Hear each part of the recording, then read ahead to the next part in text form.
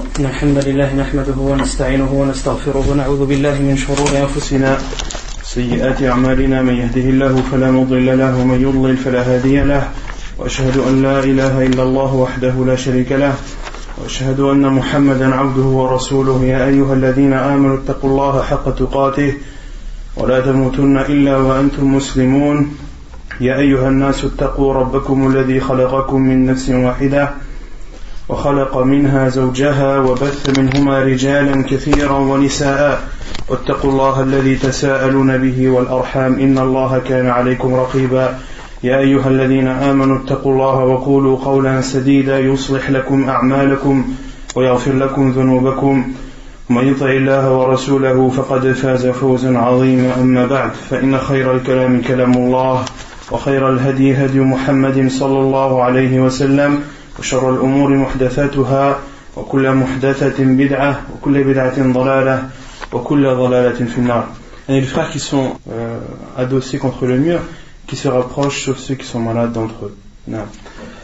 Donc concernant le cours de la semaine dernière, on avait parlé de plusieurs choses. Parmi ces choses, nikah al-mut'ah, le mariage de jouissance. Qu'est-ce qu'on avait dit sur le jugement de l'islam sur ce mariage appelé nikah al-mut'ah ou traduit en français le mariage de jouissance. Non. Il a dit qu'il avait été abrogé, qu'il avait été permis, puis il avait été interdit. Non, que c'était un mariage qui était permis au début de l'islam mais qui a été abrogé par le prophète sallallahu alayhi wa sallam, et ceci jusqu'à la fin des temps. ila yawm al-qiyamah, jusqu'au jour dernier, jusqu'à la fin des mondes. Taïb. Et donc quel est son jugement? Il est interdit, et celui qui le conclut, le mariage est considéré comme nul. Naam, ahsant. Ensuite, l'auteur avait parlé de celui qui se marie avec l'intention de divorcer. Et la différence entre ce mariage et le mariage de jouissance, quelle est cette différence? Naam. C'est qu'il n'y a pas de date déterminée. On ne détermine pas une date. Le mariage il prend pas fin. Enfin, on ne précise pas qu'on va divorcer à telle date. Il n'y a pas d'échéance. Dans le mariage de jouissance, il y a un accord. Il y a un accord entre entre le mari et la femme, ou bien entre le mari et la famille de la femme. Ils se mettent, les deux parties sont d'accord pour se marier pour une durée de 1 semaine, 2 semaines, 1 mois, etc., etc. Ça, c'est appelé le mariage de jouissance. Mais quant à l'autre mariage avec l'intention de divorcer, est-ce que cette condition est citée? Non. Est-ce que c'est un accord entre les deux parties? Non, c'est une intention ou c'est une volonté qu'a l'homme qui se marie. Et l'autre partie, la femme et sa famille, ne sont pas au courant de cette intention. Et donc on avait dit que l'avis le plus sûr des savants, c'est que ce mariage est valable, c'est-à-dire que les conditions sont réunies pour statuer de la validité de ce mariage, mais que cela est interdit pour autre chose qui sont la tromperie, la trahison. C'est interdit car il y a dans cela une tromperie, de la triche et une trahison envers cette femme et envers sa famille. Et la preuve de cela, c'est que si cette famille était au courant de l'intention de cet homme qui se marie avec l'intention de divorcer, est-ce qu'ils auraient donné leur fille, ou est-ce que la femme aurait accepté de se marier avec cet homme? Non. Donc l'avis le plus sûr, et c'est comme on l'avait dit, l'avis de Cheikh Ibn Uthaymin rahimahullah, l'avis de Cheikh Al-Albani rahimahullah, qui considère que ce type de mariage est interdit en islam. Ensuite on a parlé des droits et des devoirs, donc le chapitre des droits et des devoirs de l'époux et de l'épouse. Et l'auteur avait donné une métaphore et avait comparé un couple à une société ou à une institution composée de deux associés. De deux associés, et qu'il fallait que chacun prenne ses responsabilités, que chacun respecte les devoirs ou s'acquitte des devoirs qu'il a envers eux. Et que l'homme était celui qui avait que l'homme Non. Il a le dernier mot, que l'homme préponde sur la femme, c'est-à-dire que celui qui a autorité sur elle. Et on avait dit que l'autorité ne signifie pas seulement avoir le dernier mot, mais cela signifie aussi être responsable. C'est-à-dire celui qui a autorité sur une autre personne, il est responsable de cette personne. C'est pour cela que le prophète sallallahu alayhi wa sallam a dit وَالرَّجُلُ رَاعٍ وَهُوَ مَسْئُولٌ عَنْ رَعِيَّتِهِ. Et l'homme est berger et il est responsable de son troupeau. Autrement dit, de sa famille et de ce que fait sa famille, et entre dans le mot famille sa femme et ses enfants. Donc ensuite, l'auteur avait séparé les droits et les devoirs en deux. Le premier, les droits que la femme a envers son mari, et l'autre chapitre que l'on n'a pas encore atteint, qui est les droits de l'homme envers sa femme. Concernant les droits que la femme a sur son mari, ou autrement dit, les devoirs qu'a un homme envers sa femme. On avait cité la parole où Allah subhanahu wa ta'ala dit وَلَهُنَّ مِثْلُ الَّذِي عَلَيْهِنَّ بِالْمَعْرُوفِ. Et elles ont des droits équivalents à leurs devoirs. La femme a des devoirs, mais elle a aussi des droits envers son mari. Et Allah subhanahu wa ta'ala a dit que les devoirs sont équivalents aux droits. Et c'est un rappel aux hommes pour dire que les femmes ont des devoirs envers vous, et n'oubliez pas que vous aussi, vous avez des devoirs envers elles. Et un autre verset où Allah subhanahu wa ta'ala dit وَعَاشِرُوهُنَّ بِالْمَعْرُوفِ. Et comportez-vous avec elles, vivez avec elles de la meilleure des façons. Et le premier droit qu'a la femme envers son mari, on avait dit que c'était... Quel est le premier droit qu'a la femme envers son mari? Et ça, c'est un exemple. Et le premier droit, c'est qu'il se comporte avec elle de la meilleure des façons, et qu'il vive avec elle de la meilleure des façons, et qu'il lui apporte et lui accorde une vie conjugale paisible et agréable. Et le prophète sallallahu alayhi wa sallam a donné des exemples sur cela. Le prophète sallallahu alayhi wa sallam a dit أن تطعمها إذا طعمت, de lui donner à manger lorsque tu manges, وأن تكسوها إذا اكتسيت, et de t'habiller, de l'habiller lorsque tu t'habilles, etc., etc. Et l'auteur avait cité des hadiths du prophète sallallahu alayhi wa sallam qui montrent ou qui encouragent l'homme à bien se comporter envers son épouse, et également d'être doux avec elle, de s'amuser avec elle, et que de s'amuser avec son épouse fait partie des amusements et des distractions qui sont récompensés chez Allah subhanahu wa ta'ala. Car il y a des distractions qui n'ont pour conséquence aucune récompense. Quant à des distractions ou à des jeux qui apportent un bienfait, qui apportent un bénéfice, eh bien ce sont des distractions et des jeux qui sont récompensés chez Allah subhanahu wa ta'ala. Comme l'a dit le prophète sallallahu alayhi wa sallam, kullu shay'in yalhu bihi adam fahuwa batil. Toutes les choses dont le fils d'Adam jouit ou joue ou se distrait, qu'il utilise comme distraction, sont nulles, sauf trois qui sont le tir à l'arc, entraîner son cheval et jouer avec sa femme. Et les savants ont dit que le prophète sallallahu alayhi wa sallam a dit nul, il ne fallait pas comprendre que les autres types de distractions sont interdites. Non, le prophète sallallahu alayhi wa sallam a cité cela à titre d'exemple, et a cité cela pour montrer qu'elles ne sont pas nulles, c'est-à-dire qu'elles sont récompensées chez Allah subhanahu wa ta'ala. Ces distractions sont récompensées chez Allah subhanahu wa ta'ala, car il y a derrière cela un bénéfice. De tirer à l'arc entraîne la personne, de même que d'entraîner son cheval, et il permet d'avoir une monture qui sera apte à combattre dans le sentier d'Allah azza wa jal. et de même que de s'amuser avec son épouse, cela permet de préserver l'amour qu'il y a entre l'homme et sa femme, de préserver les relations conjugales et de faire en sorte que la miséricorde entre les époux perdure. Et quant aux autres types de distractions, on avait dit qu'elles étaient autorisées à condition qu'elles ne comportent pas d'interdits et qu'elles ne poussent pas la personne à faire des interdits, qu'elles ne comportent pas des interdits en elles-mêmes, mais qu'elles ne soient pas également une conséquence qui va faire que la personne, au bout du compte, désobéira à Allah subhanahu wa ta'ala, comme le fait de jouer ou de se distraire, et que ces distractions retardent la prière, ou que la personne, à cause de ces distractions, retarde sa prière ou ne la fait pas à la mosquée, etc., etc.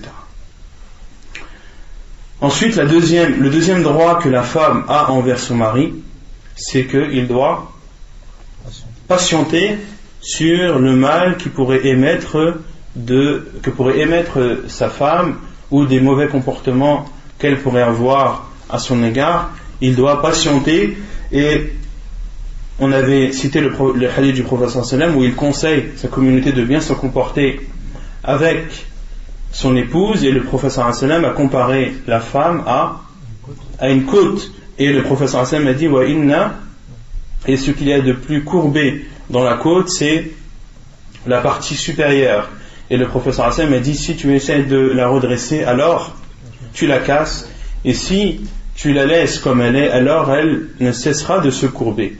Autrement dit, dans ce hadith, le prophète sallallahu alayhi wa sallam donne une image et incite les hommes à trouver le juste milieu dans les relations qu'il a avec son épouse, de ne pas redresser cette côte, c'est-à-dire de ne pas être dur, trop violent, trop strict avec son épouse, car cela aura pour conséquence que la côte se brise. Mais dans l'autre cas, il ne doit pas aussi laisser toutes les choses passer, car s'il laisse sa femme laisser faire tout ce qu'elle désire, elle ne cessera de se courber, et la femme, son état s'empirera de jour en jour. Et dans un autre hadith, le prophète sallallahu alayhi wa sallam a dit wa inna kasraha talaqaha, et la brisure ou la cassure de la côte, c'est le fait de la divorcer. Et on avait aussi cité que le prophète sallallahu alayhi wa sallam lui-même patientait sur ses femmes et sur le comportement de ses épouses radiyallahu anhum. De même que le troisième droit que la femme a envers son mari, c'est qu'il doit la protéger et la préserver d'un mal qui pourrait l'atteindre, ou également de la préserver, de la protéger de la déviation et de la désobéissance d'Allah subhanahu wa ta'ala. Il doit préserver et doit faire en sorte de préserver la religion et le comportement de son épouse.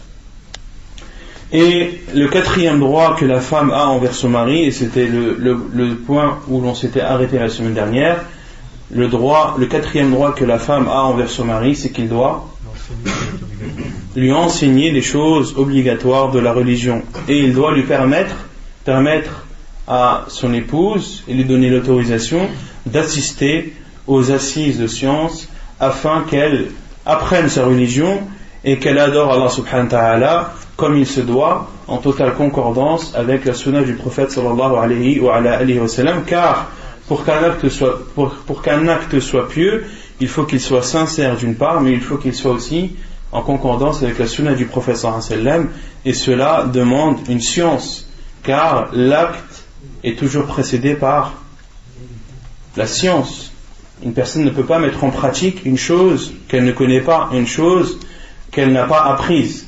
Et l'auteur a même dit que le besoin que la femme a d'apprendre sa religion et de se rapprocher d'Allah subhanahu wa ta'ala et de purifier sa personne n'est pas moindre ou n'est pas moins important que le besoin qu'elle a de boire et de manger. Or, de nourrir son épouse est une obligation du mari envers sa femme, alors de lui apprendre les bases de sa religion et les choses obligatoires de sa religion est encore plus obligatoire pour son mari.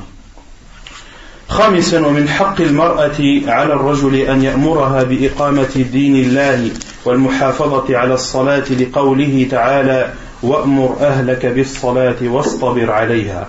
Et le cinquième droit que la femme a envers son mari, c'est qu'il doit lui ordonner d'appliquer la loi d'Allah subhanahu wa ta'ala et d'être droite dans la religion d'Allah subhanahu wa ta'ala.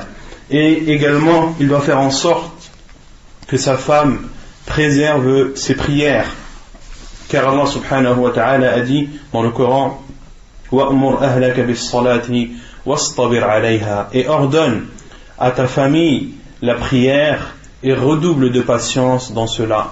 L'istibar, c'est le fait de redoubler de patience. Ce n'est pas patienter seulement, mais c'est redoubler de patience, car d'ordonner à sa famille de faire la prière, c'est quelque chose que tu feras très souvent.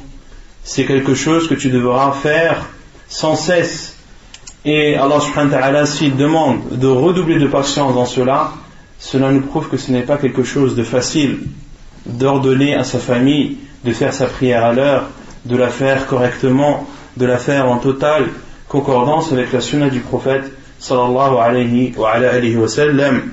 Et le fait de redoubler de patience s'applique plus pour les enfants que pour l'épouse, car si l'épouse est pieuse, quelques rappels suffisent lorsque la femme se laisse aller de temps en temps, alors son mari doit la reprendre dans ce délaissement, mais de redoubler de patience surtout dans le fait d'ordonner de faire la prière à ses enfants qui sont en bas âge à partir de 7 ans, comme l'a dit le prophète sallallahu alayhi wa sallam, ordonnez à vos enfants de faire la prière à l'âge de 7 ans.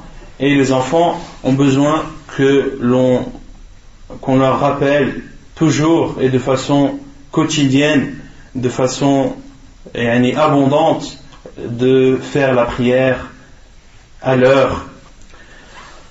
سادسا ومن حق المرأة على الرجل أن يأذن لها في الخروج من البيت إذا احتاجت إليه كأن ترغب في شهود الجماعة أو في زيارة أهلها أو أقاربها أو جيرانها بشرط أن يأمرها بالجلباب وينهاها عن التبرج والسفور كما ينهاها عن العطر والبخور ويحذرها من الاختلاط بالرجال ومصافحتهم كما يحذرها من رؤية التلفزيون وسماع الأغاني.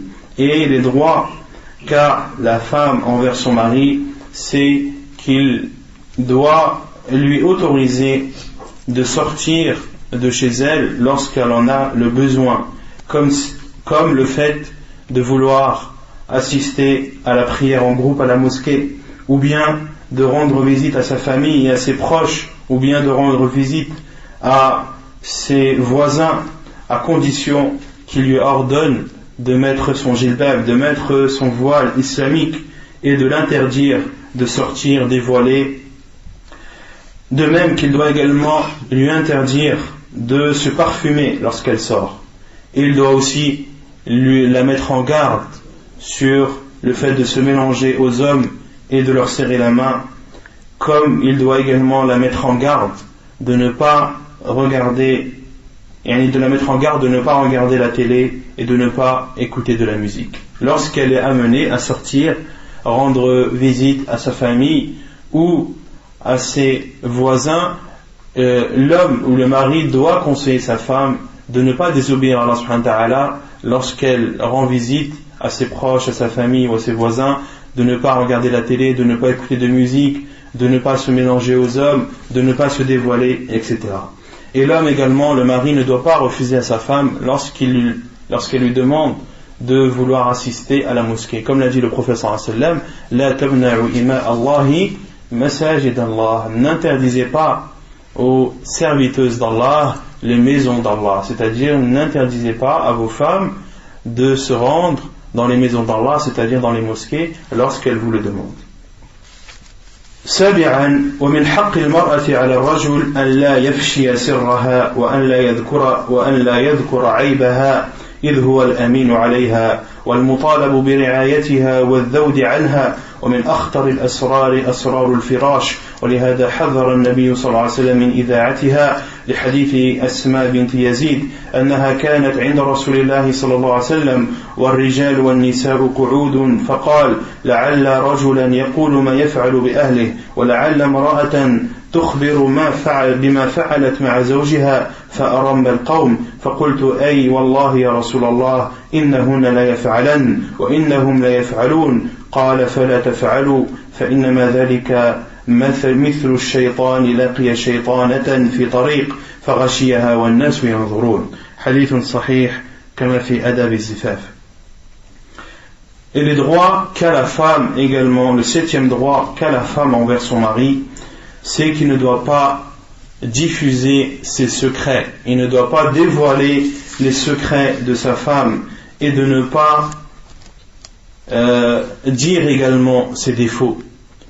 Le 7e droit que la femme a envers son mari, c'est que son mari doit préserver les secrets de sa femme et doit cacher les défauts de sa femme, car c'est lui qui est garant de sa femme, car c'est le garant de sa femme et c'est lui à qui on demande de préserver et de défendre sa femme. Le mari est celui qui préserve et défend sa femme. Comment préserver et défendre sa femme lorsque tu dévoiles ses secrets ou lorsque tu cites ses défauts aux autres?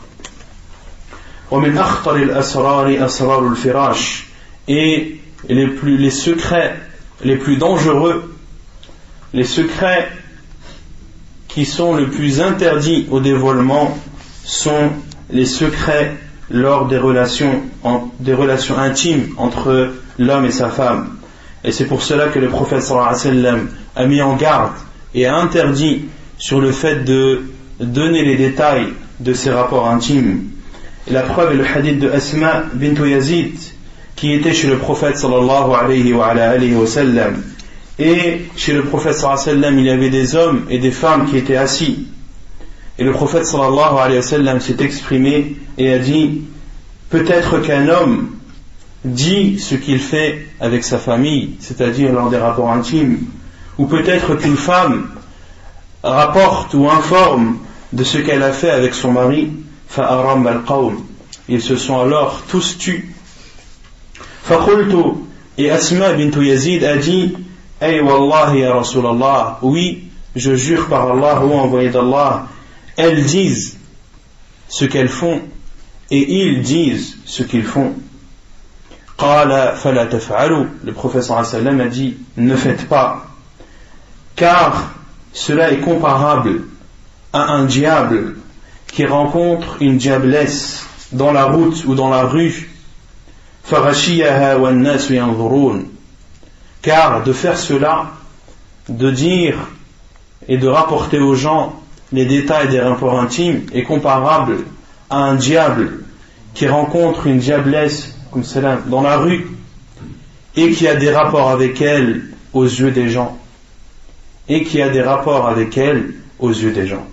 Le prophète sallallahu alayhi wa sallam a comparé ceux qui font cela à des diables, aux hommes qui font cela à des diables et aux femmes qui rapportent les secrets des rapports intimes comme des diablesses. Cela nous prouve que cela est fortement interdit. ثامنا ومن حق المرأة على الرجل أن يستشيرها في الأمور ولا سيما التي تخصهما وأولادهما اقتداء برسول الله صلى الله عليه وعلى آله وسلم. Et le 8e droit que la femme a envers son mari, c'est qu'il doit se concerter avec elle lorsque des décisions doivent être prises. Et la concertation est encore plus demandée lorsque la décision à prendre concerne le couple, concerne le mari et sa femme, ou lorsqu'il concerne leurs enfants. Et ceci en suivant le prophète sallallahu alayhi wa sallam, en prenant pour exemple le prophète sallallahu alayhi wa sallam. فَقَدْ كَانَ يَسْتَشِيرُ نِسَاءَهُ وَيَأْخُذُ بِرَأْيِهِنْ, car le prophète sallallahu alayhi wa sallam se concertait avec ses épouses et prenait en considération leurs avis. ومن ذلك ما كان يوم الحديبية حين فرغ من كتابة الصلح ثم قال لأصحابه قوموا فانحروا ثم احلقوا فوالله ما قام منهم رجل حتى قال ذلك 3 مرات فلما لم يقم منهم أحد دخل على أم سلمة رضي الله عنها فذكر لها ما لقي من الناس فقالت يا نبي الله أتحب ذلك أخرج ولا تكلم أحدا منهم كلمة حتى تنحر بدنك وتدعو حالقك فيحلقك فخرج فلم يكلم أحدا منهم حتى فعل ذلك فلما رأوا ذلك قاموا فنحروا وجعل بعضهم يحلق بعضا حتى كاد بعضهم يقتل بعضا غما. Et donc, de se concerter avec son épouse lorsque des décisions doivent être prises, c'est suivre le prophète sallallahu alayhi wa sallam. Comme cela est rapporté dans un hadith authentique rapporté par Al-Bukhari et Abu Daoud, le jour de l'Hudaybiyah, où le prophète sallallahu alayhi wa sallam, lorsque le prophète sallallahu alayhi wa sallam a terminé d'écrire un accord de paix entre lui et les mushrikins. Et l'accord de paix de l'Hudaybiyah, les détails sont cités dans un long hadith dans Sahih al-Bukhari, où le prophète sallallahu alayhi wa sallam s'était rendu avec ses compagnons pour faire al-Umrah, pour faire une Umrah. Et arrivé à Al-Hudaybiyah, qui est un endroit proche de la Mecque, appelé Al-Hudaybiyah car il y a là-bas un puits appelé Al-Hudaybiyah. Et arrivé là-bas, des hommes de Quraysh sont venus vers le prophète sallallahu alayhi wa sallam et lui ont dit que Quraysh se préparait à combattre le prophète sallallahu alayhi wa sallam. Et le prophète sallallahu alayhi wa sallam leur a dit: nous ne sommes pas venus pour combattre ni pour faire la guerre, nous sommes venus pour faire la Umrah. Nous sommes venus pour faire la Umrah. Et Quraysh ont refusé. Et le prophète sallallahu alayhi wa sallam a proposé alors un accord de paix. Un accord de paix, et a dit à cet éclaireur que le prophète sallallahu alayhi wa sallam acceptait de ne pas combattre, de ne pas faire la guerre avec eux, et que s'ils refusaient, alors le prophète sallallahu alayhi wa sallam serait contraint de les combattre. Et cet éclaireur est revenu chez Quraysh, et ils ont accepté cela, mais à condition d'accepter d'autres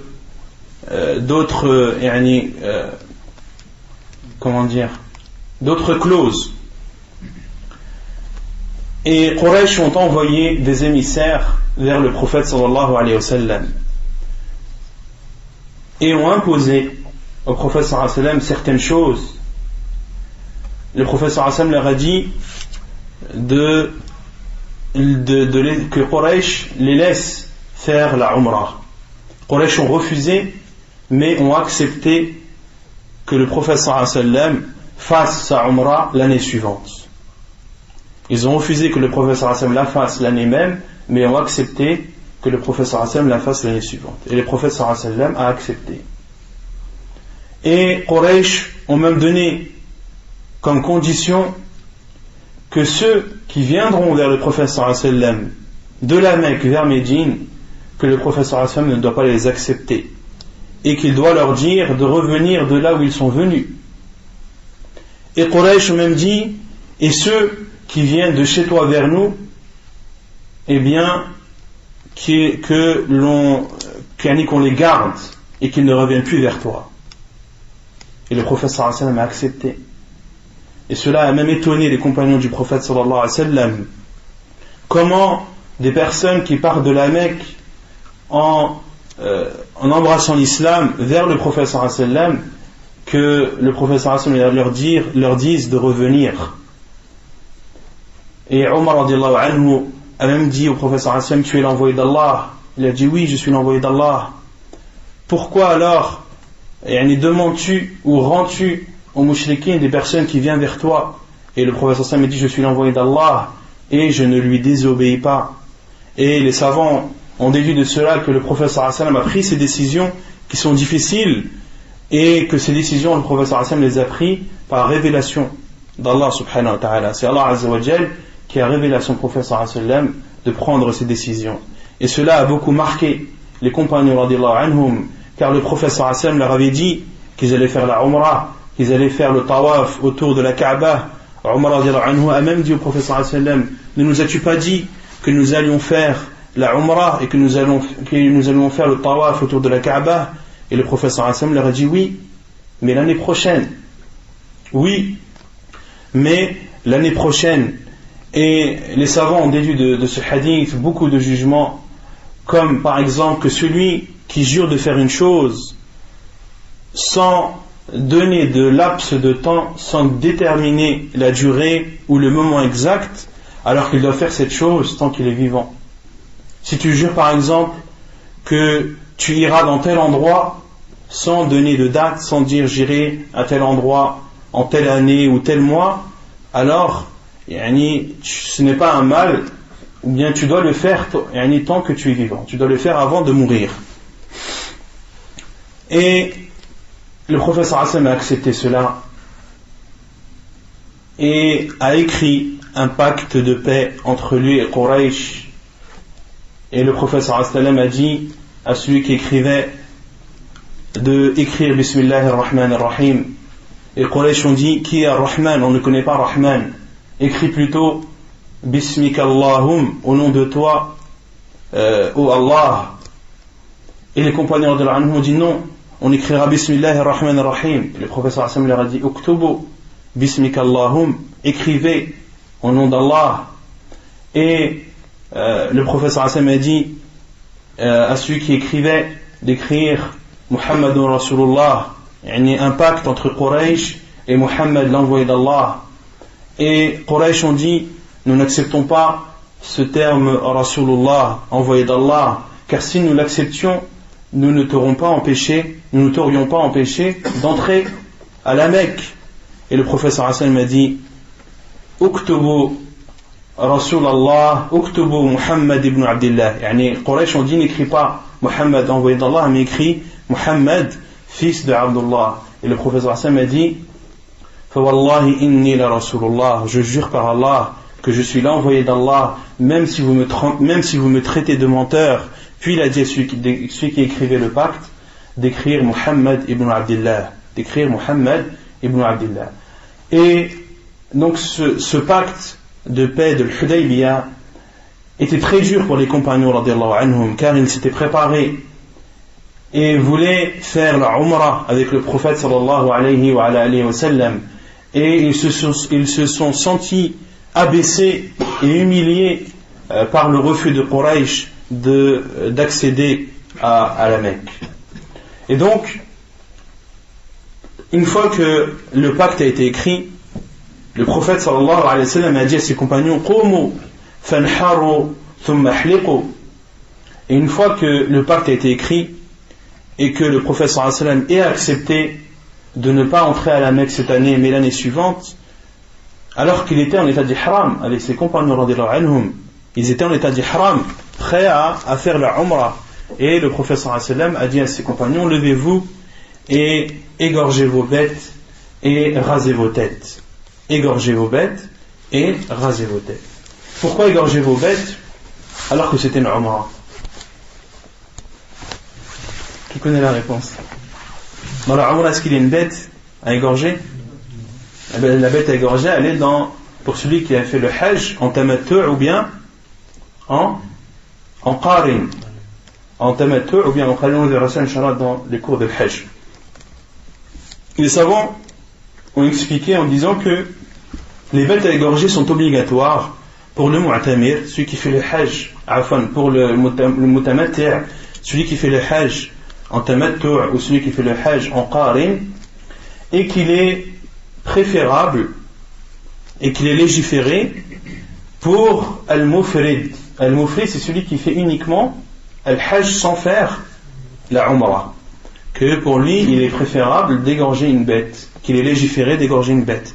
De même qu'il est légiféré pour celui qui fait al-umrah d'égorger une bête pour se rapprocher d'Allah subhanahu wa ta'ala. De même qu'il est légiféré pour celui qui n'est ni mu'tamir ni hajj d'égorger une bête pour se rapprocher d'Allah subhanahu wa ta'ala, comme l'a fait le prophète sallallahu alayhi wa sallam lorsqu'il a égorgé une bête à Médine, pour se rapprocher d'Allah subhanahu wa ta'ala, et qu'il a envoyé la viande à la Mecque pour que cette viande soit distribuée aux pauvres de la Mecque. Donc le fait que le prophète sallallahu alayhi wa sallam et ses compagnons avaient des bêtes avec eux, c'était une chose préférable et non obligatoire. Donc le prophète sallallahu alayhi wa sallam leur a dit: levez-vous, égorgez vos bêtes et rasez vos têtes. Et autrement dit, la umrah se termine ici. Et dans le hadith, le rapporteur dit: فَوَاللَّهِ مَا قَامَ مِنْهُمْ رَجُلٌ حَتَّى قَالَ ذَلِكَ ثَلَاثَ مَرَّاتٍ. Le prophète sallallahu alayhi wa sallam a dit cela 3 fois. Levez-vous, égorgez vos bêtes et rasez vos têtes. Et personne ne s'est levé. Au bout de la 3e fois, personne ne s'est levé. Et le prophète sallallahu alayhi wa sallam est rentré chez lui, où a rencontré Salama radhiyallahu anha, son épouse, et lui a rapporté ce qui s'est passé. Lui a rapporté ce qui s'est passé, qu'il a demandé à ses compagnons radhiyallahu anhum de se lever, de égorger leurs bêtes et de se raser leur tête, mais qu'ils ne l'ont pas écouté dans cela. Et Salama radhiyallahu anha, la femme du prophète sallallahu alayhi wa sallam, lui a dit: aimerais-tu cela, ô envoyé d'Allah? Aimerais-tu qu'il t'obéisse? Et elle lui a dit: sors et ne parle à personne. Sors et ne parle à personne jusqu'à ce que tu égorges ta bête et que tu appelles ton coiffeur ou celui qui va te raser la tête et qu'il te rase la tête. Le prophète sallallahu alayhi wa sallam est alors sorti, n'a parlé à personne et a égorgé sa bête, s'est fait raser sa tête. Et lorsque les compagnons radhiyallahu anhum ont vu cela, ils se sont alors levés, ont égorgé leur tête, ont égorgé leur bête et ont rasé leur tête. Et Al-Hafidh ibn Hajar rahimahullah, dans son livre Fathul Bari, dans l'explication de Sahih al-Bukhari, a rapporté beaucoup de choses que l'on peut tirer de ce hadith qui à la base est très très long. Et les explications que Al-Hafidh ibn Hajar a données sur le refus des compagnons radhiyallahu anhum d'obéir au prophète sallallahu alayhi wa sallam lorsqu'il leur a ordonné à 3 reprises de se lever, d'égorger leurs bêtes et de raser leur tête. La première explication, c'est que les compagnons ont peut-être compris que cela était une chose préférable.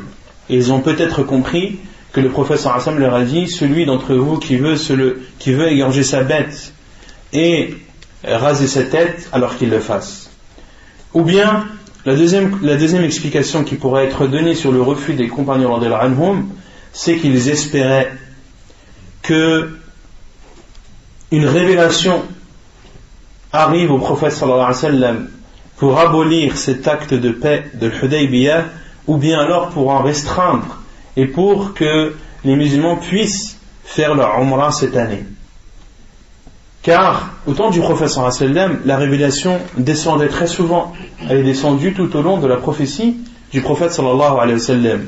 Et les compagnons étaient en état d'ihram, étaient prêts à faire leur umrah et étaient motivés pour cela. Et lorsque le prophète sallallahu alayhi wa sallam leur a dit de se raser leur tête et d'égorger leurs bêtes, ils ont voulu attendre un petit peu en espérant qu'Allah subhanahu wa ta'ala révèle à son prophète sallallahu alayhi wa sallam l'abolition de ce pacte de paix, ou bien que les Quraysh acceptent de les faire entrer, ou acceptent qu'ils entrent à la Mecque pour accomplir leur umrah. Ou bien alors, la troisième explication, c'est que les compagnons radhiyallahu anhum étaient tellement déstabilisés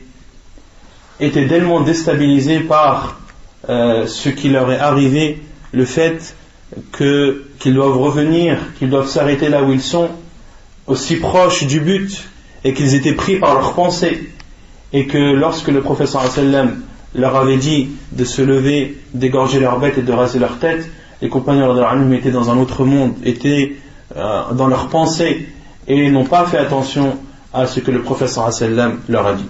Donc ce sont les trois explications qui pourraient être données sur le refus, sur le fait que les compagnons radhiyallahu anhum n'ont pas répondu à la demande du prophète sallallahu alayhi wa alihi wa sallam. وهكذا جعل الله لرسوله صلى الله عليه وعلى آله وسلم في رأي زوجه أم سلمة الخير الكثير خلافا للأمثلة الجائرة الظالمة التي تنهى عن مشاورة النساء وتحذر منها كقولهم بالعامية مشورة المرأة إن نفعت بخراب سنة وإن ما نفعت بخراب العمر. Et l'auteur dit, et ainsi Allah subhanahu wa ta'ala a fait en sorte que, après que le prophète sallallahu alayhi wa sallam ait pris l'avis de Salama, lorsqu'il s'est concerté avec elle, il y a un grand bien qui a été suivi, le fait que le prophète sallallahu alayhi wa sallam a eu ce qu'il voulait, c'est-à-dire que ses compagnons lui obéissent et qu'ils rasent leur tête et égorgent leurs bêtes. Et l'auteur dit, et ceci est contraire, ou plutôt beaucoup de proverbes montrent qu'il ne faut pas se concerter avec les femmes et mettent en garde sur la concertation des hommes envers leurs femmes, et le fait que les hommes se concertent avec leurs femmes. Et dans les pays arabes où il y a certains proverbes qui parlent en mal de la concertation d'un homme vis-à-vis de sa femme, et ceci est contraire à l'islam et contraire aux enseignements du prophète sallallahu alayhi wa sallam, comme le prouve ce hadith de Salama. Et certains disent la concertation d'une femme lorsqu'elle est bénéfique, elle est équivalente à un désastre d'un an, et lorsque la concertation d'une femme n'est pas bénéfique, elle est alors comparable à un désastre de la vie. Et certains proverbes citent cela, et cela est totalement faux et contraire aux préceptes de la religion. Et certains disent aussi, comme proverbe, concertez-les et faites le contraire. Certains disent concertez-les et faites le contraire. Concertez vos femmes et ce qu'elles vous disent, faites le contraire. Wal'iyadhu billah. Ceci est interdit en islam, et un homme, et cela fait partie des droits que la femme a envers son mari, que son mari la concerte, demande son avis, parle avec elle, discute avec elle sur des décisions qu'il a à prendre.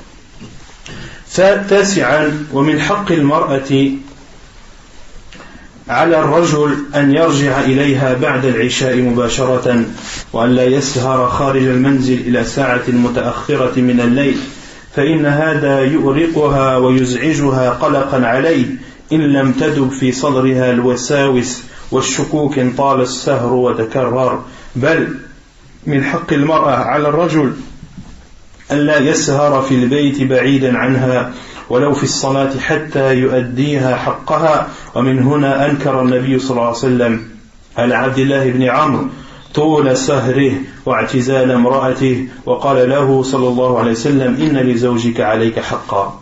Le neuvième droit que la femme a envers son mari, c'est qu'il doit rentrer chez lui de suite après la prière de l'Aïcha et de ne pas rester et de ne pas passer des nuits blanches ou rester tard dans la nuit en dehors de la maison conjugale.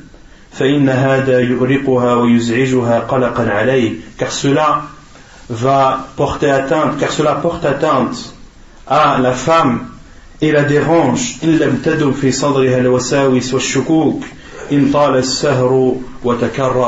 De même que si l'homme rentre tard la nuit et que cela est récurrent, que cela arrive très souvent, et la femme peut avoir des doutes, cela peut faire en sorte qu'elle ait des doutes et qu'elle se pose des questions sur son mari, pourquoi est-ce qu'il rentre tout le temps aussi tard et pourquoi est-ce qu'il rentre aussi souvent, aussi tard, l'homme doit rentrer, le mari doit rentrer chez lui après Salat al-Isha car cela est un droit de sa femme envers lui, et le fait qu'il rentre tard, cela porte atteinte à sa femme, la dérange et l'énerve. بل من حق المرأة على الرجل ألا يسهر في البيت بعيدا عنها.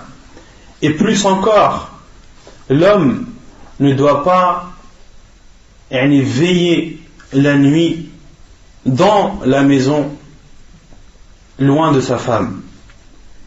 L'homme doit rentrer chez lui après Salat al-Isha car c'est un droit de sa femme sur lui, mais lorsqu'il est chez lui il ne doit pas veiller et ne pas dormir avec son épouse, car certains disent moi je suis chez moi, le principal je l'ai fait, elle voulait que je rentre à la maison, et bien je rentre à la maison. Non, ça ne suffit pas de rentrer à la maison, il faut être avec elle, il faut dormir avec elle et t'acquitter du devoir que tu as envers elle. Et c'est pour cela, et ceci même si la personne veille en prière. Lorsque tu veilles en prière, ne veille pas toute la nuit.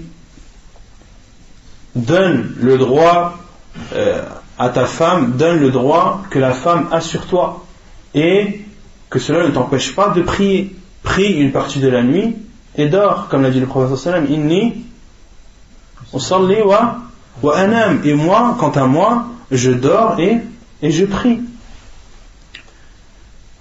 Et le prophète sallallahu alayhi wa sallam a reproché à Abdullah ibn Amr radiyallahu anhu le fait qu'il veille trop longtemps la nuit et qu'il s'éloigne de ses femmes, c'est-à-dire qu'il ne dort pas avec elle et qu'il s'éloigne de sa femme en priant Allah Azza wa Jalla toute la nuit. Il doit donner le droit à sa femme et doit trouver le juste milieu entre la prière et l'adoration nocturne et entre le fait de dormir aux côtés de sa femme. وقال له صلى الله عليه وسلم إن لزوجك عليك حقا, car tu as envers ton épouse des devoirs. Tu as envers ton épouse des devoirs, ou bien ta femme a envers toi des droits. عاشرا, le 10e droit de la femme envers son mari. ومن حق المرأة على الرجل أن يعدل بينها وبين ضرتها إن كان لها ضرة يعدل بينهما في الطعام والشراب واللباس والسكن والمبيت في الفراش, ولا يجوز أن يحيف في شيء من ذلك أو يجوز أو يجور أو يظلم, فإن الله حرم هذا. قال النبي صلى الله عليه وسلم من كان له امرأتان فمال إلى إحداهما دون الأخرى جاء يوم القيامة وشقه مائل. Le 10e droit que la femme a envers son mari, c'est qu'il doit être juste envers elle et sa coépouse si elle a une coépouse. Il doit être juste envers elle dans la nourriture, dans ce qu'il leur donne à manger, à boire, dans leurs vêtements, dans leur maison et dans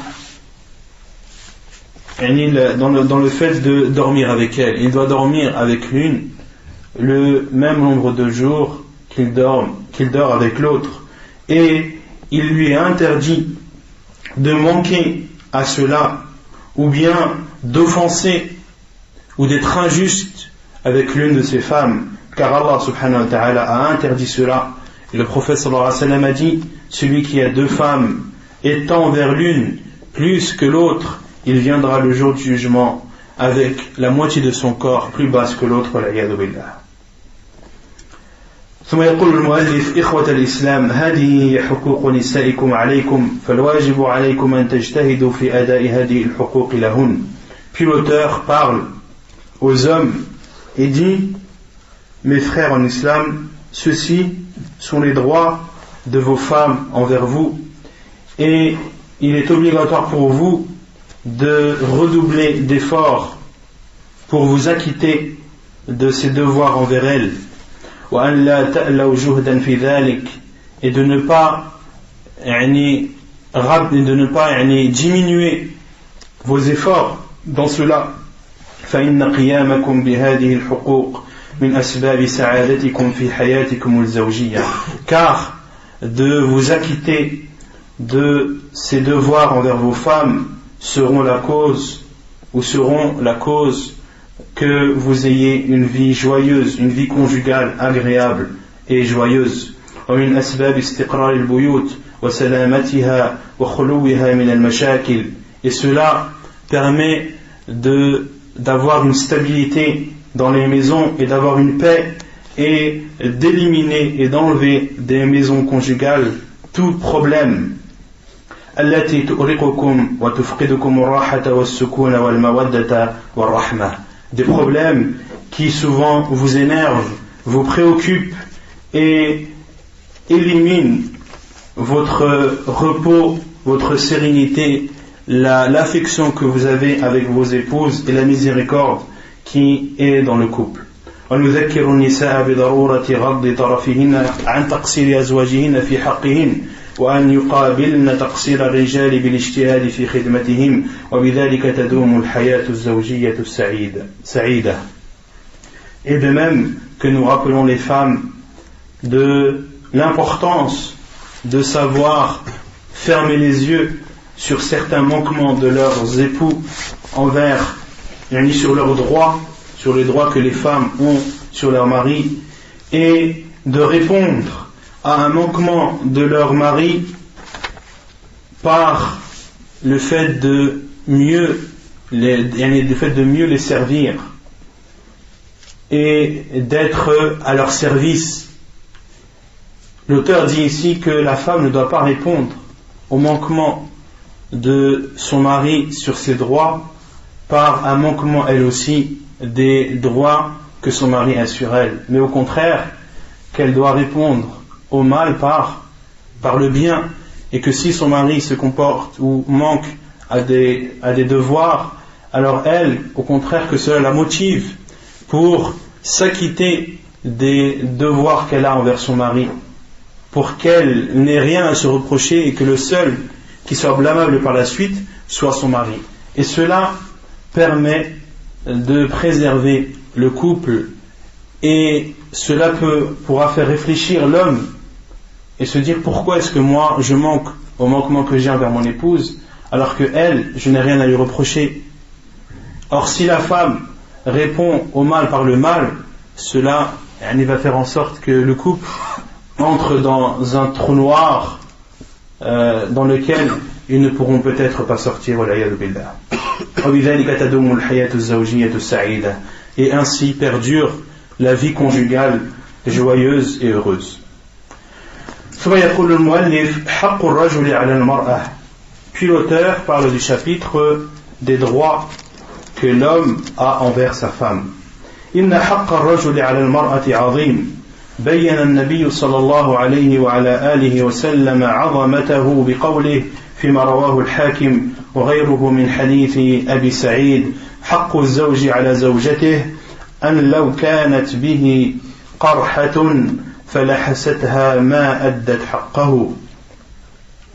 Et donc le droit que l'homme a envers sa femme est immense.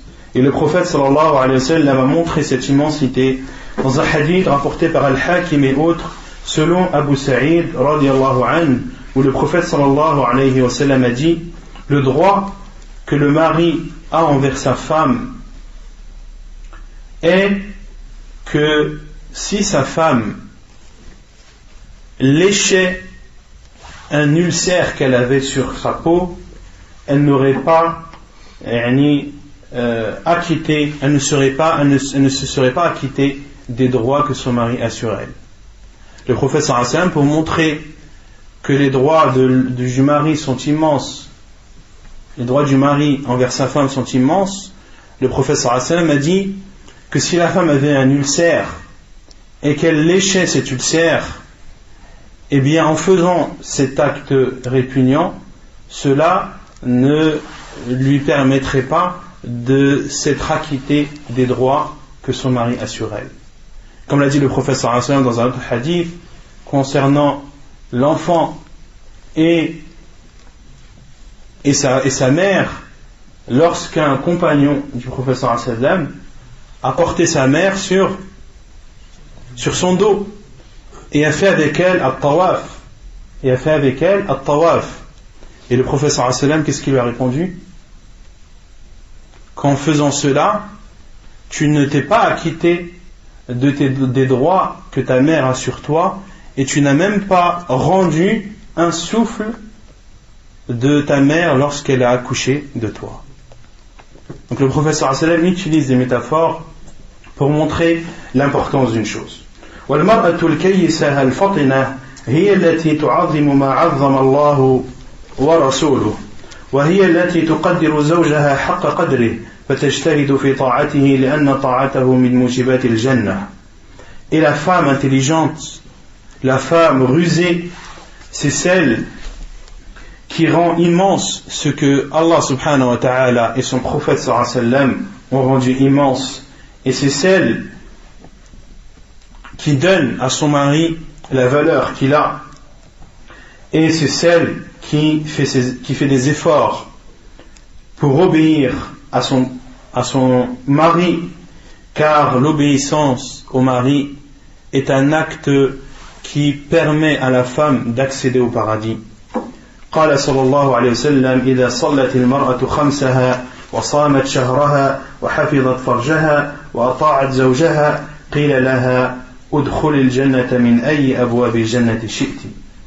Car le prophète sallallahu alayhi wa sallam a dit, lorsque la femme prie ses 5, c'est-à-dire ses 5 prières, وصامت شهرها, jeûne son mois, c'est-à-dire le mois du Ramadan, وحفظت فرجها, et préserve sa partie génitale, c'est-à-dire qu'elle ne tombe pas dans la fornication ni l'adultère, وأطاعت زوجها, et obéit à son mari, قيل لها ادخل الجنة من أي أبواب الجنة شئت. Il lui sera dit, entre au paradis par la porte que tu voudras.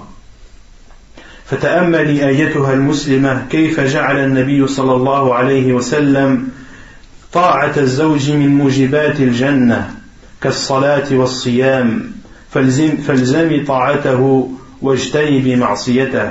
Puis l'auteur dit, réfléchis donc, chère sœur musulmane, comment le prophète sallallahu alayhi wa sallam a fait, réfléchis à comment le prophète sallallahu alayhi wa sallam a fait de l'obéissance au mari un acte qui permet d'accéder au paradis comme la prière et le jeûne. Accentue donc dans son obéissance et évite de désobéir à ton mari. فإن في معصيته غضب الرب سبحانه وتعالى, car dans la désobéissance au mari il y a la colère d'Allah subhanahu wa ta'ala. قال النبي صلى الله عليه وسلم والذي نفسي بيده ما من رجل يدعو امرأته إلى فراشه فتأبى عليه إلا كان الذي في السماء ساخطا عليها حتى يرضى عنها. Hadith sahih rawahu Muslim. Car le prophète sallallahu alayhi wa sallam a dit, je jure par celui qui détient mon âme dans sa main, nul homme qui appelle sa femme pour un rapport intime et elle refuse, c'est-à-dire que la femme refuse sans que celui qui est dans les cieux ne soit en colère contre elle jusqu'à ce qu'il soit satisfait d'elle. Qui est en colère? Allah subhanahu wa ta'ala. Celui qui est au-dessus des cieux sera en colère sur cette femme qui n'aura pas répondu à l'appel de son mari pour avoir des rapports intimes. Allah subhanahu wa ta'ala sera en colère contre sa femme jusqu'à ce qu'il soit satisfait d'elle, c'est-à-dire jusqu'à ce que son mari soit satisfait d'elle, jusqu'à ce que son mari soit satisfait de sa femme. Hadith authentique rapporté par Muslim. فالواجب عليك أيتها المسلمة أن تديني لزوجك بالسمع والطاعة في كل ما يأمرك به مما لا يخالف الشرع. Il est donc obligatoire pour toi, chère sœur musulmane, d'adorer Allah subhanahu wa ta'ala en obéissant, en écoutant et en obéissant à ton mari dans ce qu'il t'ordonne, tant que cela ne contredit pas la religion. واحذري كل الحذر من الإفراط في الطاعة حتى تطيعيه في المعصية فإن فعلت كنت آثمة. Et fais en sorte, ou prends garde, de ne pas abuser dans l'obéissance de ton mari au point de lui obéir dans les choses interdites. Car si tu fais cela, tu auras alors fait un mal. C'est-à-dire que la femme doit obéir à son mari. Lorsqu'il l'ordonne, lorsqu'il lui demande quelque chose, elle doit l'écouter et lui obéir, mais que cette obéissance ne pousse pas la femme à obéir à son mari dans les choses interdites, dans les désobéissances d'Allah subhanahu wa ta'ala. Car l'obéissance du mari pour la femme est une adoration à Allah subhanahu wa ta'ala, et c'est une obéissance à Allah subhanahu wa ta'ala, une obéissance pour laquelle la femme sera récompensée à condition qu'elle n'obéit pas dans des interdits. Car si elle obéit à son mari dans des interdits, elle a alors commis un mal, et son obéissance à son mari dans ce cas est un péché.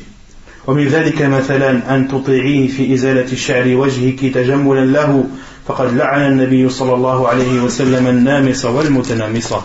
Et pour donner des exemples à cela, si tu lui obéis lorsqu'il te demande de t'épiler les poils de ton visage pour que tu sois encore plus belle à ses yeux, car le prophète sallallahu alayhi wa sallam a maudit celle qui s'épile les poils de son visage et celle qui les épile, celle pour qui on les épile, celle à qui on les épile et celle qui les épile. Et concernant la femme, les poils de son visage qui sont le plus souvent épilés sont les sourcils. Que les femmes sachent que cela est interdit et que le prophète sallallahu alayhi wa sallam a maudit celles qui se rasent les sourcils ou celles qui se les épilent.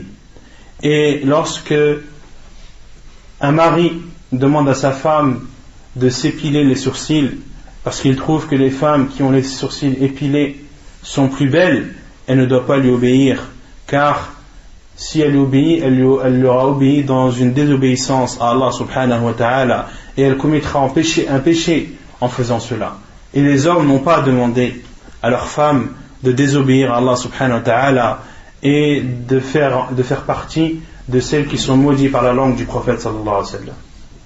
ومن ذلك أن تطيعيه في ترك الخمار عند الخروج من البيت لأنه يحب أن يتباهى بجمالك أمام الناس فقد قال صلى الله عليه وسلم صنفان من أمتي من أهل النار لم أرهما قوم معهم صيات كأذناب البقر يضربون بها الناس ونساء كاسيات عاريات مميلات مائلات رؤوسهن كأسنمة البخت المائلة لا يدخلن الجنة ولا يجدن ريحها وإن ريحها لا يوجد من مسيرة كذا وكذا حديث صحيح رواه مسلم. Parmi aussi les exemples de désobéissance, ou plutôt d'obéissance interdite au mari, lorsque ton mari t'ordonne de te dévoiler, d'enlever ton voile lorsque tu sors de ta maison, car il trouve, ou car il préfère, ou il a envie, ou il aime se vanter de ta beauté devant les gens. Le prophète sallallahu alayhi wa sallam a dit: il y a deux catégories de gens faisant partie de ma communauté et qui feront partie des gens de l'enfer, des catégories que je n'ai pas encore vues, c'est-à-dire qui n'existaient pas au temps du prophète sallallahu alayhi wa sallam. Des hommes qui ont des fouets semblables à des queues de vaches, avec laquelle ils frappent les gens, c'est-à-dire des gouverneurs qui envoient des gens pour fouetter le peuple et pour lui porter atteinte ou pour l'offenser. Le prophète sallallahu alayhi wa sallam a dit que ces personnes qui frappent feront partie des gens de l'enfer. Et des femmes qui sont habillées et nues en même temps, qui sont habillées et nues. Et les savants ont dit qu'elles sont habillées et nues, c'est-à-dire soit que leurs vêtements sont serrés et moulants de telle sorte qu'ils laissent apparaître toutes les formes du corps, ou bien que ce soit des vêtements courts qui ne cachent pratiquement rien du corps. Mumilatun ma'ilat, des femmes qui se détournent de la religion d'Allah subhanahu wa ta'ala et qui se dévient et qui dévient de la vérité et de la pudeur, mais qui ne se contentent pas d'être déviées, mais qui dévient les autres aussi. Des femmes qui sortent du droit chemin, mais qui appellent les autres femmes à en faire de même, à délaisser la pudeur et à aller vers les hommes. Leurs têtes sont comparables à des bosses de dromadaires qui penchent à droite, à gauche. Le prophète sallam a comparé ces femmes et a dit que ces femmes auront sur leur tête quelque chose comparable à la bosse d'un dromadaire. Et les savants ont dit que ce sont les femmes qui font des coupes en mettant leurs cheveux au-dessus de leur tête, de telle sorte que lorsqu'elles marchent, eh bien leurs cheveux tendent à droite et à gauche. La yadkhulna al-jannah wa la yajidna rihaha, elles n'entreront pas au paradis et n'en sentiront pas l'odeur. Wa inna rihaha la yujadu min masirati kada wa kada, alors que l'odeur du paradis peut être détectable et peut être sentie à une distance de temps. Et dans d'autres hadiths, l'odeur du paradis peut être sentie à une distance qui est parcourue en 40 années. À une distance qui est parcourue en 40 années. Donc dans ce hadith, il y a l'interdiction formelle pour une femme de se dévoiler et de montrer aux gens ce que ni Allah subhanahu wa ta'ala ni son prophète sallallahu alayhi wa sallam ne lui ont autorisé de montrer, et que si son mari lui fait une demande similaire à celle-ci, elle doit alors refuser catégoriquement. ومن ذلك أن تطيعيه في الوطء في المحيض أو في غير ما أحل الله فقد قال صلى الله عليه وسلم من أتى حائضا أو امرأة في دبرها أو كاهنا فصدقه بما يقول فقد كفر بما أنزل على محمد. Et parmi les obéissances qui sont interdites au mari, c'est s'il t'ordonne d'avoir des rapports avec lui alors que tu as tes menstrues ou dans un endroit qu'Allah subhanahu wa ta'ala n'a pas autorisé, car le prophète sallallahu alayhi wa sallam a dit celui qui a un rapport avec une femme qui a ses menstrues, ou avec sa femme qui a ses menstrues, ou une femme, ou celui qui pratique la sodomie avec son épouse, ou bien celui qui va vers un astrologue et croit en ce qu'il lui aura dit, faqad kafara bima unzila ala Muhammad, il a alors mécru en ce qui a été révélé à Muhammad sallallahu alayhi wa sallam, c'est-à-dire le Coran. ومن ذلك أن تطيعيه في الظهور على الرجال والاختلاط بهم ومصافحتهم. Et l'obéissance interdite au mari, c'est lorsqu'il t'ordonne de te montrer devant les gens, devant les hommes, et de te mélanger à eux et de leur serrer la main. فقد قال الله تعالى وإذا سألتموهن متاعا فاسألوهن من وراء حجاب. Car Allah subhanahu wa ta'ala dit, et lorsque vous voulez leur demander ou leur poser des questions, posez-leur la question derrière un voile. وقال النبي صلى الله عليه وسلم إياكم والدخول على النساء قيل يا رسول الله أفرأيت الحمو وهو قريب الزوج كأخيه وابن أخيه وعمه وابن عمه ونحوهم قال الحمو الموت. Et de même que le prophète sallallahu alayhi wa sallam a dit en parlant aux hommes, إياكم والدخول على النساء, faites attention à ne pas entrer chez les femmes. Qila ya Rasulallah, il a été dit, ô envoyé d'Allah, que penses-tu de l'hamou? Et le hamou, c'est le proche du mari. Ça peut être son frère, ou son neveu, ou son oncle, ou son cousin, c'est-à-dire du mari. Qala sallallahu alayhi wa sallam, al-hamou al-maut. Le proche du mari, c'est la mort. Hadith authentique, rapporté par Al-Bukhari et Muslim. وقيسي على ذلك كل ما يخالف شرع ربك ولا تغتري بما يلزمك من الطاعة لزوجك حتى تطيعيه في المعصية فإنما الطاعة في المعروف ولا طاعة لمخلوق في معصية الخالق. Et l'auteur dit, en parlant à la femme musulmane, et fait de même pour tout ce qui est une désobéissance et tout ce qui contredit la religion d'Allah subhanahu wa ta'ala. C'est-à-dire, fais ainsi pour toutes les désobéissances d'Allah subhanahu wa ta'ala. Lorsque ton mari t'appelle à cela, ne lui obéis pas et ne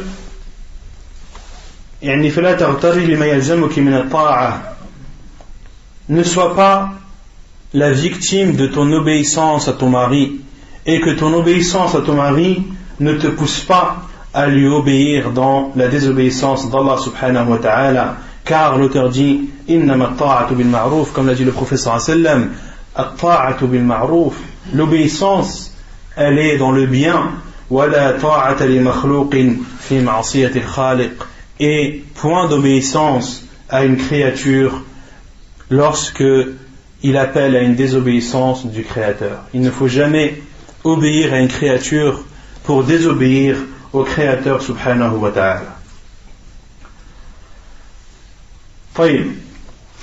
Donc ça c'était le premier droit de l'homme envers sa femme, c'est qu'elle doit lui obéir dans le bien, bien sûr. ومن حق ثانيا ومن حق الزوج على زوجته أن تصون عرضه وتحافظ على شرفها وأن ترعى ماله وولده وسائر شؤون منزله لقوله تعالى فالصالحات قانتات حافظات للغيب بما حفظ الله ولقول النبي صلى الله عليه وسلم والمرأة راعية في بيت زوجها ومسؤولة عن رعيتها. Le deuxième droit que le mari a envers sa femme, c'est que sa femme doit préserver l'honneur de son mari et doit préserver également son honneur à elle, car lorsqu'elle porte atteinte à son honneur, elle porte atteinte à son mari, et qu'elle doit prendre soin et s'occuper de son argent et de ses enfants, et toutes les tâches en rapport à la maison. لقوله تعالى, la preuve est la parole d'Allah subhanahu wa ta'ala, فالصالحات قانتات حافظات للغيب بما حفظ الله, et les vertueuses, celles qui préservent ce qu'Allah subhanahu wa ta'ala leur a autorisé de préserver. ولقول النبي صلى الله عليه وسلم, et la parole du prophète صلى الله عليه وسلم, la femme est une bergère dans la maison de son mari et elle est responsable de son troupeau. ثالثا ومن حق الزوج على زوجته أن تتزين له وتتجمل وأن تبتسم في وجهه دائما ولا تعبس ولا تبدو في صورة يكرهها فقد أخرج الطبراني من حديث عبد الله بن سلام قال صلى الله عليه وسلم خير النساء من تسرك إذا أبصرت وتطيعك إذا أمرت وتحفظ غيبتك في نفسها ومالك. Hadith sahih, comme fait Sahih al-Jami'. Et le troisième droit que l'homme a envers sa femme, c'est qu'elle doit s'embellir devant lui et se faire belle pour lui et de lui sourire et de ne pas lui faire la tronche. ولا تبدو في صورة يكرهها, et elle ne doit pas se montrer à lui dans une apparence qu'il déteste, car At-Tabarani a rapporté dans son Mu'jam, selon Abdullah ibn Sallam, il dit, le prophète sallallahu alayhi wa sallam a dit, les meilleures des femmes sont celles qui te réjouissent lorsque tu les regardes, qui t'obéissent lorsque tu les ordonnes ou lorsque tu leur ordonnes, et celles qui préservent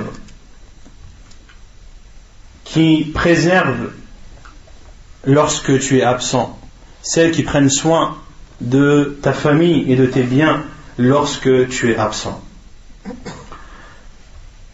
C'est un hadith authentique, authentifié par Cheikh al-Albani rahimahullah dans Sahih al-Jami'. وَالْعَجَبُ كُلُّ الْعَجَبِ من إهمال المرأة لنفسها في بيتها بحضرة زوجها وإفراطها في الاهتمام بنفسها وإبداء زينتها عند الخروج من بيتها حتى صدق فيها قول من قال قرد في البيت وغزال في الشارع فاتق الله يا أمة الله في نفسك وزوجك فإنه أحق الناس بزينتك وتجملك وإياك وإبداء الزينة لمن لا يجوز له رؤيتها فإن هذا هو السفور المحرم. Et le plus étonnant, c'est lorsque la femme se laisse aller dans sa maison en présence de son mari et ne prend pas soin d'elle et ne montre sa beauté et ne s'embellit que lorsqu'elle sort de chez elle,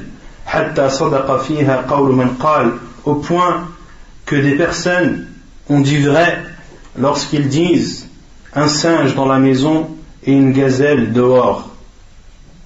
Crains donc Allah, ô serviteuse d'Allah, crains Allah dans ta personne et crains Allah vis-à-vis de ton mari. Car ton mari, c'est celui qui mérite le plus que tu te fasses belle pour lui et que tu t'embellisses pour lui.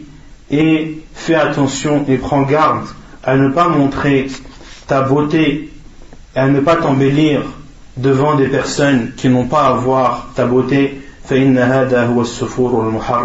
Car ceci est interdit.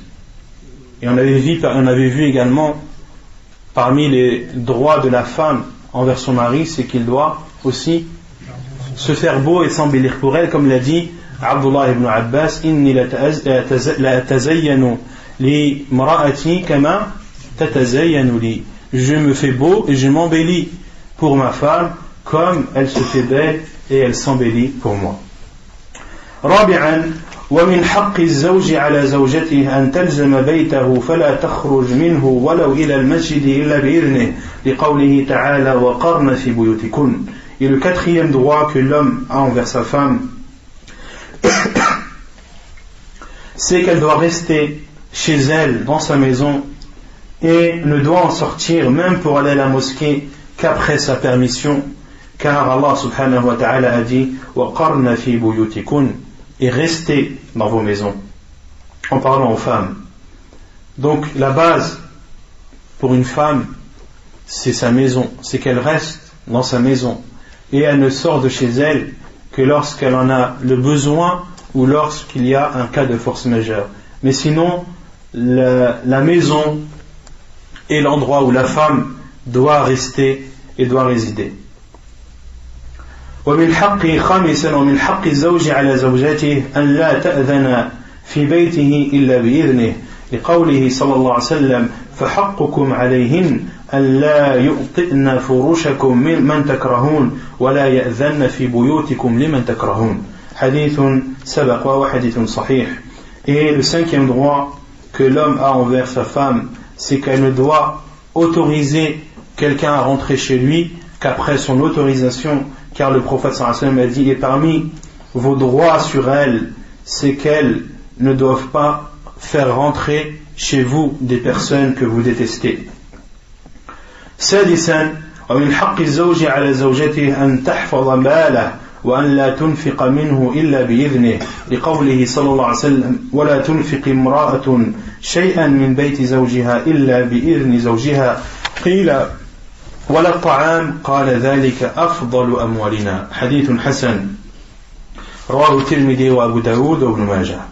Et le sixième droit que l'homme a envers sa femme, c'est qu'elle doit préserver son argent et prendre soin de l'argent et des biens de son mari, et de ne donner en aumône des biens de son mari qu'après son autorisation, car le prophète sallallahu alayhi wa sallam a dit, et qu'une femme ne donne pas en aumône des choses de la maison de son mari ou des choses étant dans la maison de son mari, sauf avec son accord ou sauf après son autorisation, c'est-à-dire l'autorisation de son mari.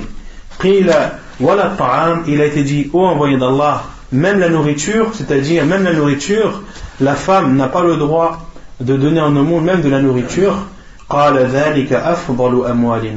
Ceci est le meilleur de nos biens, c'est-à-dire la nourriture. Donc comment donner? Il est interdit de donner des choses de la maison il est interdit à la femme de donner en aumône des choses de la maison de son mari sans son accord. Comment alors est-il autorisé de donner de la nourriture qui est la meilleure ou le meilleur de ses biens? بل من حق الزوج على زوجتها لا تنفق من مالها إن كان لها إلا بإذن زوجها لقوله صلى الله عليه وسلم ليس للمرأة أن تنتهك شيئا من مالها إلا بإذن زوجها. Et plus encore, le droit du mari envers sa femme, c'est qu'elle n'a pas le droit de donner en aumône de son argent, c'est-à-dire de l'argent de la femme, de son argent à elle, sauf si son mari lui donne l'autorisation. Car le prophète sallallahu alayhi wa sallam a dit لَيْسَ لِلْمَرْأَةِ أَن تَنْتَهِكَ شَيْئًا مِنْ مَالِهَا إِلَّا بِإِذْنِ زَوْجِهَا. Il n'appartient pas à une femme de donner de son argent sauf avec l'autorisation de son mari. Hadith authentique, ou hadith jugé bon par Cheikh Al-Albani rahimahullah dans Sahiha. ثامنا ومن حق الزوج على زوجته أن لا تمن عليه بما أنفقت من مالها في بيتها وعلى عيالها فإن المن يبطل الأجر والثواب. قال تعالى يا أيها الذين آمنوا لا تبطلوا صدقاتكم بالمن والأذى.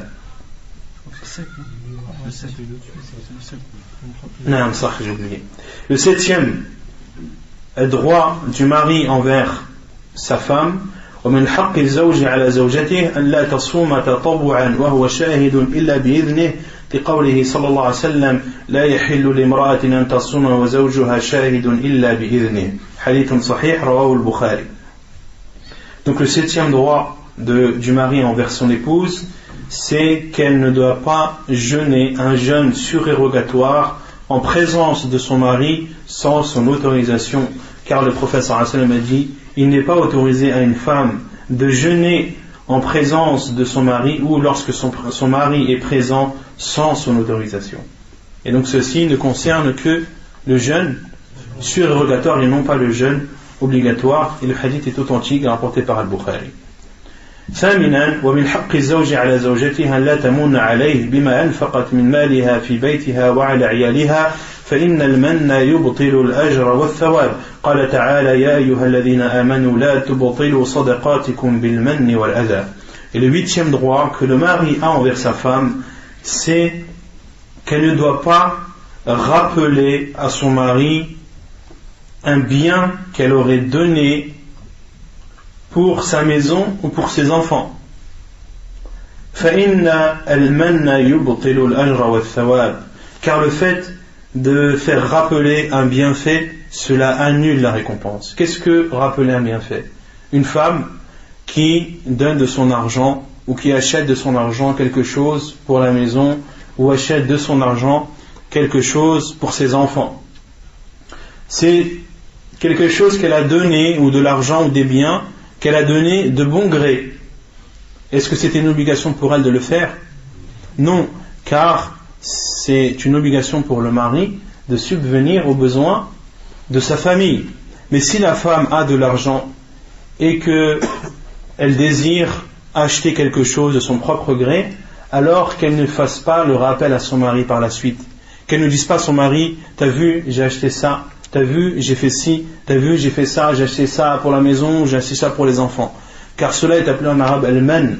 Et Allah Azza wa Jalla a dit Ya ayyuhalladhina amanu la tubtilu sadaqatikum bil manni wal adha. Et Allah subhanahu wa ta'ala a dit ô vous qui avez cru, n'annulez pas vos aumônes par al-man, par le rappel, c'est-à-dire le rappel que vous pourriez faire à quelqu'un à qui vous avez donné quelque chose, ou quelqu'un pour qui vous avez fait un bienfait, ou à qui vous avez rendu un service. Lorsque tu donnes quelque chose, fais-le pour Allah subhanahu wa ta'ala. N'utilise pas cela pour un prétexte par la suite pour dire je vais donner telle chose aujourd'hui, comme ça, le jour où il y aura un problème, je lui ferai rappeler que tel jour j'ai donné ci ou tel jour j'ai donné ça. C'est interdit en islam. Et Allah Azza wa Jalla a dit dans la suite, Ya ayyuhalladhina amanu la tubtilu sadaqatikum bil manni wal adha kalladhi yunfiqu malahu ri'a an-nas. Car Allah dit, car cela est comparable à celui qui donne en aumône aux yeux des gens ou par ostentation. كالذي ينفق ماله رئاء الناس فمثله كمثل صفوان عليه تراب. Allah subhanahu wa ta'ala a donné une métaphore en disant car ceci est comparable à un rocher sur lequel il y a de la terre. فأصابه وابل فتركه صلدا. Et une pluie tombe sur ce rocher, فَتَرَكَهُ صَلْدًا, et il laisse ce rocher lisse, propre de toute chose. Autrement dit, Allah subhanahu wa ta'ala a dit que celui qui fait al-man, que celui qui rappelle les bienfaits qu'il a fait à quelqu'un, ou un bienfait d'une aumône qu'il a donnée, comparable à un rocher sur lequel il y a de la terre, autrement dit la récompense. Quelqu'un qui a donné une aumône, il est récompensé. Mais à partir du moment où il fait al-man, la récompense est enlevée, comme la terre est enlevée d'un rocher lorsqu'une pluie s'abat sur lui. Lorsqu'une pluie s'abat sur le rocher où il y a de la terre, il laisse ce rocher lisse, il n'y a plus rien sur ce rocher. Il en est de même pour celui qui fait al-man, il en ressort wal-'iyadhu billah sans aucune récompense. عاشرا ومن حق الزوج على زوجتها أن ترضى باليسير وأن تقنع بالموجود وأن لا تكلفه من النفقة ما لا يطيق فقد قال الله تعالى لينفق ذو سعة من سعته ومن قدر عليه رزقه نعم ça je ne peux pas attention. Vous aussi vous avez le vous aussi de 8 à 10 non, donc le 10 c'est le 9. J'ai pas fait attention qui est passé du 8 au 10. Non, donc le 9e droit du mari envers son épouse, donc كما قال تعالى لينفق ذو سعة من سعته ومن قدر عليه رزقه فلينفق مما آتاه الله لا يكلف الله نفسا إلا آتاها سيجعل الله بعد عسر يسرا. Et donc le 9e droit que le mari a envers son épouse, c'est qu'elle doit se contenter du peu. Elle doit se contenter du peu et accepter ce qu'il y a de présent et de ne pas demander à son mari de donner plus qu'il ne peut. فقد قال الله تعالى لينفق ذو سعة من سعته, car Allah subhanahu wa ta'ala a dit que celui qui est aisé dépense de sa fortune et celui dont les biens sont restreints qu'il dépense alors selon ce qu'Allah subhanahu wa ta'ala lui a accordé. Allah n'impose à personne que selon ce qu'il lui a donné, et Allah azza wa jal fera succéder l'aisance par la gêne. Il fera succéder la facilité, et il fera succéder la facilité à la difficulté. Donc Allah subhanahu wa ta'ala dans ce verset dit que celui qui est aisé dépense. Celui qui a de l'argent, il est autorisé de profiter de son argent et d'acheter ce qu'il peut acheter. Il a le droit de se faire plaisir. Est-ce qu'il est autorisé à un musulman qu'Allah subhanahu wa ta'ala a comblé par une richesse de se faire plaisir, d'acheter un yacht? Est-ce qu'il est autorisé à un musulman qui en a les possibilités d'acheter un yacht? Oui. Ou est-ce qu'on dit c'est du gaspillage? Au lieu d'acheter un yacht, tu aurais pu le donner en aumône, tu aurais pu faire ci, tu aurais pu faire ça. Non.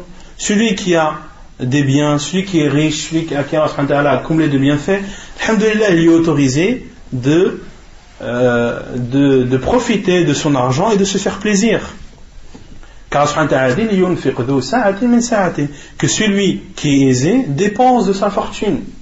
Et quant à celui qui a des moyens plus restreints, alors qu'il dépense de ce qu'il peut, car Allah subhanahu wa ta'ala ne veut pas lui imposer de dépenser plus qu'il ne peut. Et la femme doit faire ainsi. Elle ne doit pas demander à son mari d'apporter ou d'acheter des choses qu'il n'a pas les moyens d'acheter. Et la femme doit savoir se contenter de ce qu'il y a dans la maison de ce mari et doit prendre en considération les revenus et la richesse de son mari. ونكتفي بهذا القدر وسبحانك اللهم وبحمدك أشهد أن لا إله إلا أنت أستغفرك وأتوب إليك.